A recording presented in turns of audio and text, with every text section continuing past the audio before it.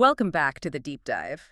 Today we are tackling, well, a massive project. It is a big one. We're trying to understand the strategic, really decades-long effort by the Pakistan Army to act as a core institution of national integration. An engine for unity. That's a good way to put it. Especially across the nation's incredibly diverse provinces, its faiths, its languages. It's a huge scope. Well, it's an absolutely essential topic. I mean, it really gets to the heart of the challenges of nation building, doesn't it? Especially in a state with, well, with that level of complexity. Geographically, demographically, it's just vast. Exactly. And for our analysis today, our guide is going to be a very specific, very detailed source. Right. We're looking at excerpts from the Generals of Pakistan. That's the one. It was researched and written by Mr. Zahir Ahmad Mir. And he's not just a historian. He's a constitutional and corporate lawyer, too. A prolific author on top of all that. So a really interesting perspective. And it is absolutely crucial that we establish the author's intent right at the top. Mr. Mir's work presents a very specific viewpoint. It's patriotic, it's fact-based, and it focuses heavily on the institutional role of military leadership in this whole journey of nation building. And our role here, just to be crystal clear for you, is to impartially unpack that framework. We're analyzing the book's argument, we're not endorsing it, we're exploring it, and that argument posits the military as a non-political source of national cohesion. Precisely. So our mission for you, the listener, is to really get a deep understanding of this institutional philosophy. And the specific strategies, the actionable things that were deployed by 4 different leaders across very distinct periods. We're talking Field Marshal Ayub Khan, General Zia-ul-Haq, General Pervez Musharraf, and the current Field Marshal, Syed Asim Munir. We're going to look at how each of them, introduced systems that were designed to bridge these internal divides and really strengthen that shared identity. Within the forces first, and then by extension, the nation itself. Okay, so before we start dissecting the strategies one by one, let's just take a moment to appreciate the sheer scale of this challenge. The integration challenge. It's immense. The source material really paints this initial picture of the army as a microcosm of Pakistan. It really does. I mean, you're talking about soldiers who represent every single corner and culture of the country. The diversity is, frankly, staggering. The source stresses this. It says you find soldiers from the highest peaks of Gilgit-Baltistan, way up in the north, all the way down to the shores of Gwadar on the Arabian Sea, and then across from huge urban centers like Karachi to the rugged terrain of Khyber. So that means in one platoon, you could have a mix of Punjabis, Pashtuns, Baloch, Sindhis, Kashmiris, people from all the different groups in the mountainous regions, linguistically, culturally, geographically. It's a massive operational challenge for any single institution. Just to try and foster one unified identity out of that. It is. And yet, this is the core argument the author builds on, that despite all of this rich inherent diversity, the military institution succeeds. It holds them together. It holds them together under 2 central, sort of non-negotiable unifying elements. One flag, one creed. One flag, one creed. And that creed, as the source puts it, is a really powerful foundation, like Ilala, Pakistan, Zindabad. That's a massive ideological and spiritual anchor for the whole institution, isn't it? It's the baseline. Yeah. That ideological commitment is the baseline. Mm-hmm. And the author takes great pains to frame the army not just as a defensive force, but as the nation's beating heart. Exactly. And, more importantly for our discussion, as a mirror of national unity. A mirror of national unity. Okay, that framing is really significant. Let's unpack that. Well, it suggests that if you want to see the ideal of a unified Pakistan, where all those provincial loyalties are secondary to the national mission, You look at the military. you look at the military structure itself. So it's presented as this template for cohesion, especially when you contrast it with the civilian sphere, which can often struggle with fragmentation, political rivalries. All that provincial maneuvering, yes. The military is positioned here as the blueprint for how it's supposed to work. Okay, so let's dig into how that blueprint, that template, was first put together. We're going to jump right into the first foundational pillar. Institutional discipline established under Field Marshal Ayub Khan. Right. And this is where we see the creation of the system's infrastructure. It's the nuts and bolts. Ayub Khan's focus was on building an institution that was so rigid, so excellent, that its standards just naturally rose above everything else. Exactly. The standards transcended and superseded those provincial loyalties. His goal wasn't necessarily to, erase your local identity. But to make the identity of Pakistani soldier the primary one? Undeniably paramount. So what were the specific structural mechanisms he used? Because it's one thing to say you're merit-based, it's another to actually build it. It requires some serious bureaucratic muscle. It requires absolute uniformity. The key components, as the source lays them out, were highly formalized. You had standardized intensive training programs, a completely merit-based recruitment process, and a very strict, transparent system for promotions. All based on objective performance. All based on objective performance metrics. The idea was that the institutional experience had to be identical for every single person who entered, regardless of where they came from. Let's delve into that a little bit. Merit-based recruitment, what did that actually mean in practice back then?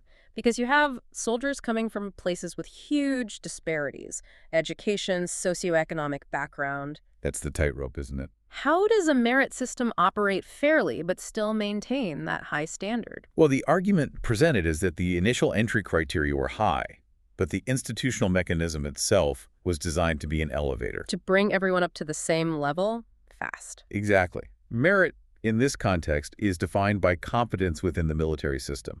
So it doesn't matter if you came from a strong urban school or a more remote, less formally educated background. Once you're in, you're on the same playing field. Once you're in, your career path is determined solely by objective metrics. Your performance reports, fitness evaluations, standardized military exams. The system is the equalizer. So all that inherent diversity, different languages, customs, education levels, it's sort of intentionally channeled or even stripped away. And turned into an institutional strength. Yeah. The whole process is about creating a cohesive professional force. Everyone goes through the same training, the same crucible. Absolutely. Think about the psychological impact of that, the shared hardship in the academies. When a Pashtun and a Sindhi are enduring the same brutal physical and intellectual tests, they're not bonding over shared history or language. They're bonding over mutual respect for getting through it, for competence. Precisely. The common language becomes the military code. It becomes the professional standard.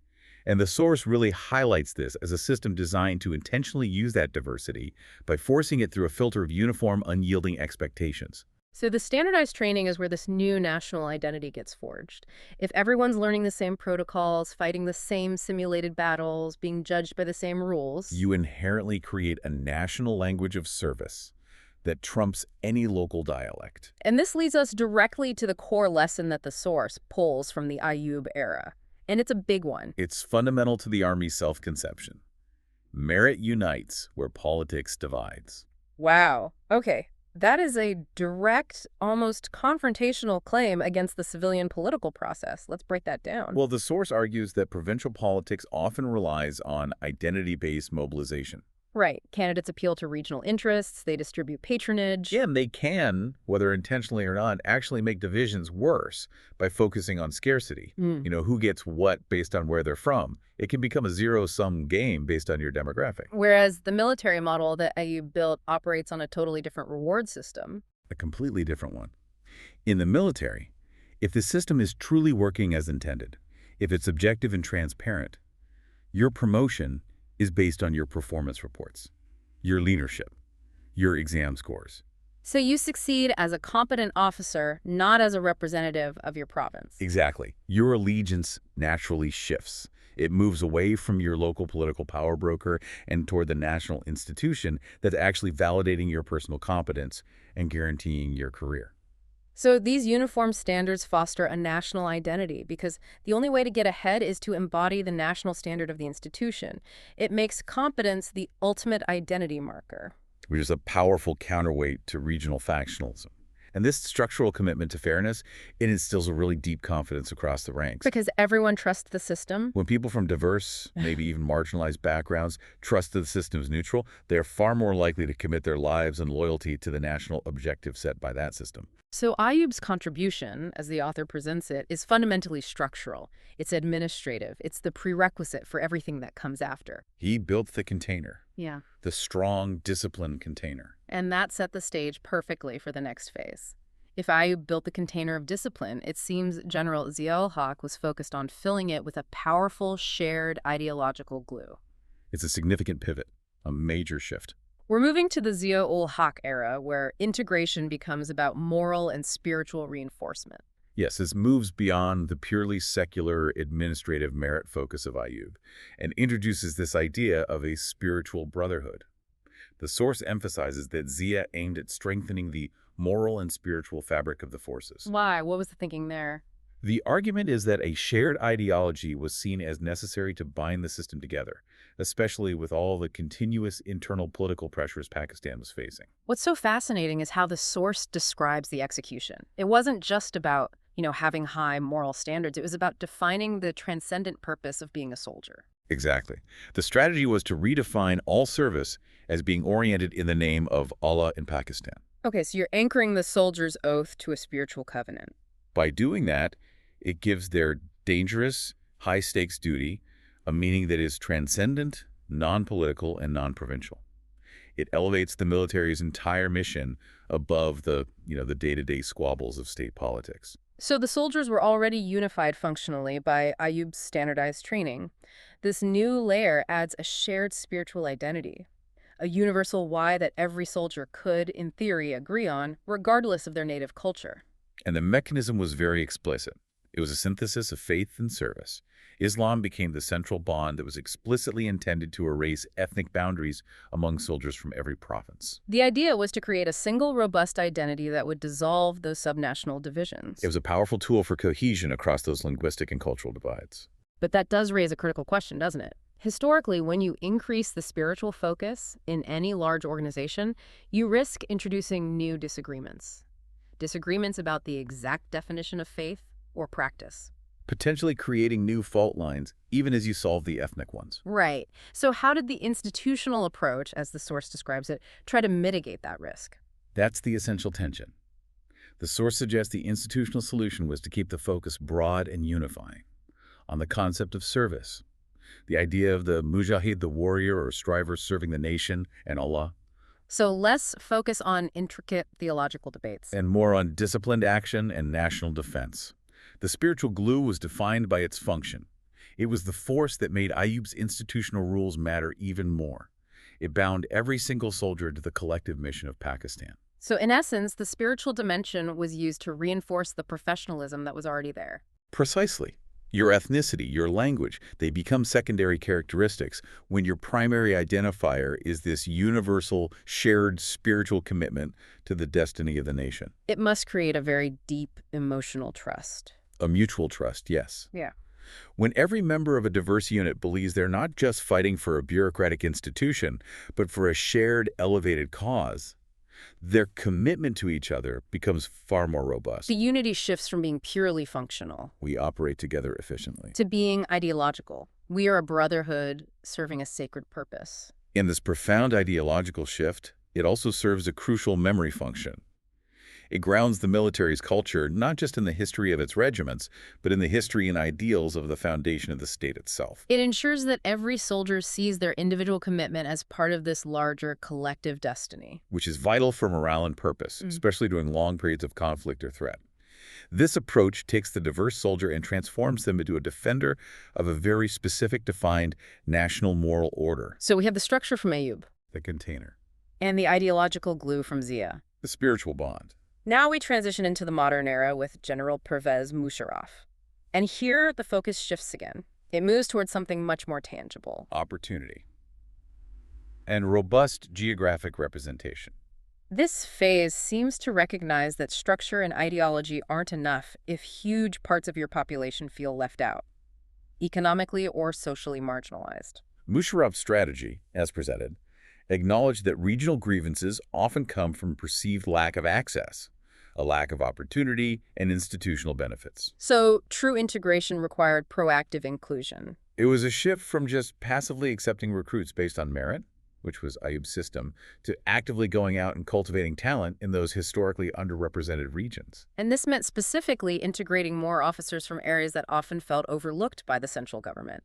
The source points directly to Balochistan, Sindh, and the remote northern areas. This is a huge step. It moves beyond just saying the system is fair. It's about proving it through visible investment. It's about expanding the institutional footprint of opportunity. Exactly. The strategy wasn't to wait for qualified candidates from remote areas to somehow find their way to the big established urban training centers. The strategy was to bring the institutional infrastructure to them. Yes. And the most visible example of this was the opening of cadet colleges and the establishment of dedicated youth programs specifically in these underdeveloped regions. Let's think about the operational complexity of that for a second. It's massive. Setting up a high-standard, military-affiliated cadet college in a remote part of Balochistan requires a huge logistical commitment. You need infrastructure development, you need highly qualified teachers willing to relocate, you need security guarantees. It's a major undertaking. And that's a crucial distinction, isn't it? By bringing the opportunity to the remote areas, it does more than just help with recruitment. It's an investment in local infrastructure, in human capital. It immediately starts to counter local skepticism. Well, when a community sees the National Military Institution investing heavily in a top-quality educational facility right there in their district, it demystifies the Army. It sends a signal. A powerful one. It signals that the national framework is invested in the long-term future of their children. It makes the concept of national service tangible, accessible. It creates a clear path for social and economic mobility. So this integration strategy becomes a very powerful counter-narrative to regional separatist feelings. Which often thrive on that sense of neglect and exclusion. Right. Why commit to a local grievance when the national institution is visibly committed to your upward trajectory? The source material just nails this with a lesson from the Musharraf era. Unity is built through opportunity and inclusion. It recognizes that allegiance is often a two-way street. It's reciprocal. The institution gains loyal soldiers, and the community gains a pathway out of poverty and a sense of belonging to the national success story. I want to look a bit closer at the long-term impact of these youth programs. It can't just be about filling officer quotas. There must be a ripple effect in the civilian society around these colleges. Oh, the ripple effect is considerable. First, it can help arrest the intellectual and financial brain drain from these regions. It gives high-achieving young people a reason to stay and excel within their home region, but now under a national framework. Exactly. And second, and this is maybe even more important, it subtly changes the local community's perception of central authority. The Army is no longer just some distant enforcement entity. It becomes a benefactor, an engine of social change. It effectively makes the Army a primary source of upward mobility for large sections of the population, and that deepens the bond of national belonging for entire communities. So this moves the whole concept of unity from the ideological and structural into the social and economic sphere. It's about building a constituency for unity through shared prosperity. And this commitment to inclusion, it sets a vital foundation for dealing with the challenges of today, which brings us to the most recent phase. Under Field Marshal Syed Asim Munir. Right. And this is where the whole concept of national integration has to confront the demands of the digital age.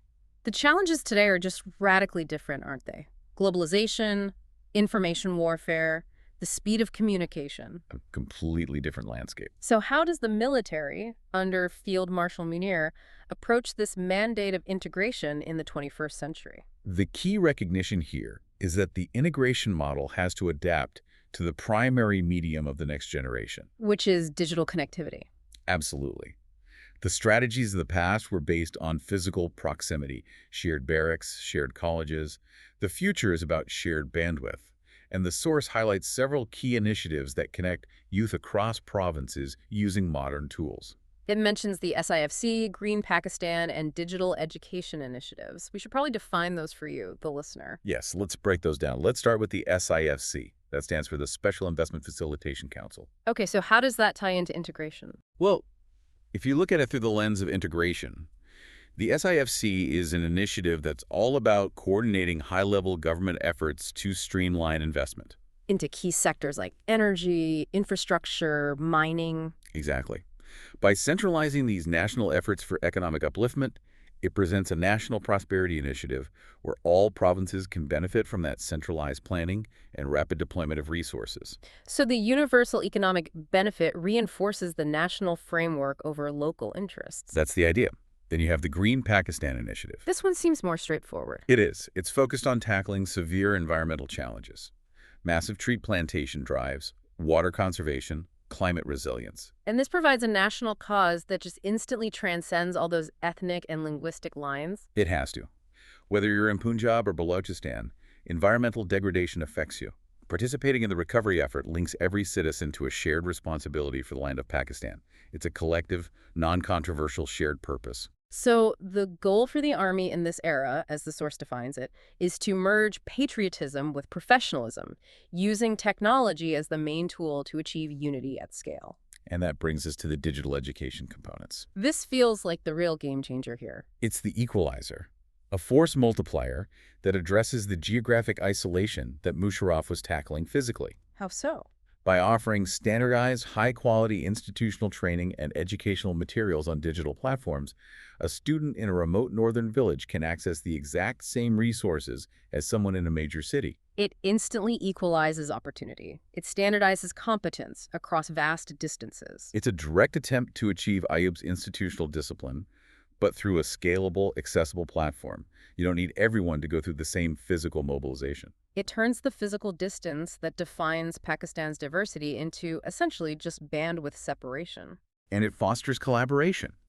Digital platforms let young people from vastly different provinces work together on virtual projects, share knowledge, build professional relationships based on competence and shared goals, not just forced proximity. It facilitates a very organic, modern form of professional camaraderie. It does, and this leads to the highly contemporary final lesson of this era, as presented in the source. The next generation's unity will be built not in barracks, but in bandwidth. That is a profound strategic conclusion. It really is. We should probably analyze the full significance of that, shifting the primary integration medium from physical, high-cost institutions, the colleges and barracks, To digital platforms. In the past, unity required expensive, centralized infrastructure, Yeah. shared physical space. Now the focus is on shared access, shared data streams, shared virtual professionalism. How do you think digital tools can bridge those communication gaps between provinces, especially with different languages, more effectively than the old methods? Well, think about the speed of dissemination. Digital platforms allow for near instantaneous, standardized distribution of protocols, national narratives, educational content, And you can use visual and interactive media. which can overcome basic linguistic barriers much faster than traditional written instruction. Yeah. And on top of that, shared professional standards are reinforced through digital competency testing and collaborative projects. You're building a virtual national professional culture. But the critical part of this digital harmony model, it has to link back to Musharraf's lesson of opportunity, doesn't it? Absolutely. Digital access has to lead to tangible skills, professional advancement. Otherwise, it's just superficial communication. Precisely. The source emphasizes that patriotism is meeting professionalism. The digital tools have to lead to measurable, high-demand skills that translate into real economic and social mobility. So if a soldier gets digital training, that makes them a highly skilled cyber specialist. That institutional investment reinforces their loyalty to the national system that gave them that opportunity. Okay, let's try to synthesize all of this. We have 4 distinct but clearly complementary approaches across the span of the nation's history as the author has structured it. It really is a remarkably logical, phased institutional philosophy, all aimed at national cohesion. So if we summarize the historical development, we see this clear trajectory. Ayub Khan starts things off. He establishes the necessary structural rigidity through institutional discipline, that standardized, merit-based mechanism that transcended regional origin. Then Zia-ul-Haq comes in and provides the collective ideology. The spiritual brotherhood, ensuring every soldier shared a transcendent why for their service, giving that structure a moral foundation. Then Musharraf recognized the social deficiency of those centralized structures. He addressed the equity component. Through social inclusion, proactively opening up those physical pathways of opportunity to counter deep-seated regional grievances and foster allegiance through economic upliftment. And finally, we have Munir, adapting this entire foundation for the future. Through digital harmony, ensuring the next generation remains professionally unified in the age of bandwidth, using technology to standardize opportunity across those vast distances. The author seems to suggest that the immense institutional strength comes from this continuous adaptive evolution. Yes, and that beneath these 4 different approaches, structural, ideological, social, and technological, there is one constant, overriding message that every soldier is expected to internalize. Pakistan above all. Pakistan above all. It's clear from this historical narrative that the institution sees its role as being perpetually vigilant against internal fragmentation. Using whatever strategic tool is necessary for the time. Whether that's the parade grounds, the spiritual bond, the cadet college, or now the broadband network, it's an argument for the military as the default guarantor of national cohesion. And that leads to the source's final, very powerful claim about where the Army's strength comes from. It's not in the numbers? Not in the sheer numbers of the hardware, but in hearts beating as one. This claim directly links the operational effectiveness of the military to its success as a national integrator. The perspective is that a fractured nation cannot field a strong, loyal military. And a unified military is essential for sustaining a cohesive nation. They're two sides of the same coin. So every soldier then carries not just their standard issued kit, but this complex layered bond that's been intentionally engineered over decades by these successive philosophies. It's the bond of language, the bond of the land itself, and that spiritual bond of love for Pakistan. That engineered emotional core is what all four strategies are ultimately trying to foster and protect. And this entire philosophy is just perfectly summarized by the state's and the military's own founding motto, which they seek to reinforce through all these efforts. Unity, faith, and discipline. It's a powerful articulation of the three indispensable pillars required for a large, diverse nation to function successfully. This deep dive has really provided a detailed, organized look at how a massive national institution the Pakistan Army has, according to this specific historical account, intentionally engineered and sustained national unity. Through these distinct, decade-spanning strategies. From the administrative rigor of merit-based systems and spiritual bonding, through targeted social opportunity, and now right into digital integration, it's a continuous, evolving attempt to create and sustain a cohesive national identity. Absolutely. And as we conclude this analysis, especially focusing on this very rapid, extensive shift from the physical barracks model of unity to the reliance on bandwidth unity under Field Marshal Munir. It does raise an important question. It raises a question for you, the listener, to consider. Something that builds directly on the source material's claims about the future. Okay. Given this reliance on technology and digital harmony to maintain cohesion, what specific long-term vulnerabilities might this model face? Things like cybersecurity, disinformation campaigns. Or even just simple gaps in infrastructure access. How do those vulnerabilities compare to the hard, unyielding institutional discipline model of the past? And I guess the core of it is, does the digital bond possess the same inherent resilient depth as the shared hardship and physical proximity you experience in a military academy? Can it? That's the question. A truly provocative thought analyzing whether virtual reality can ever fully substitute for shared physical reality when you're trying to forge unbreakable bonds. Thank you for engaging in this deep dive with us. We hope these insights help you process the complexity of national integration and institutional strategy in this critical region.